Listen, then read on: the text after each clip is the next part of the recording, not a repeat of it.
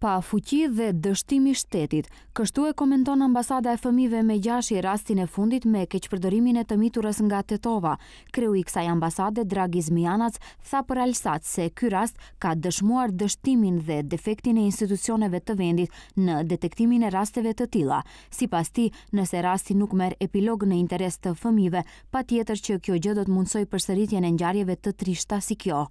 Këtu kanë dëshuar edhe Ministria e Brendshme dhe Komisioni për luftimin e tregtisë me fëmijë dhe Qendra për Punë Sociale dhe Shërbimet Profesionale nëpër shkolla dhe prindërit, edhe fqinjët edhe sektori civil të cilët luftojnë kundër tregtisë me fëmijë.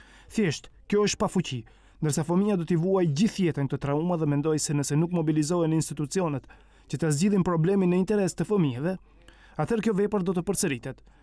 Ne si Ambasadë e Fëmijëve angazhohemi që autorët të dënohen maksimalisht, minimum 14 vjet burg të përjetshëm për akt njerëzor, burg të përjetshëm për persona që i përsërisin këto vepra.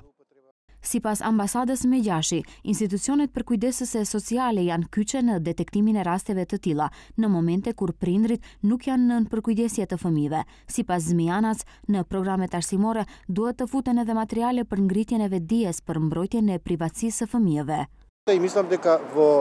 Konsideroj që në moshë të hershme, që në qerdhe, që në shkolla fillore fëmijëve të mësohet masa parandaluese, që të detektojnë sjelljet e dyshimta, si pranimi i dhuratave nga persona të panjohur, futje nëpër makina, hyrje nëpër objekte të panjohura, prekjet e dyshimta dhe fëmia të di çka është e drejtë e privatësisë dhe në asnjë mënyrë të mos lejojë sjellje të dyshimta nga të rriturit.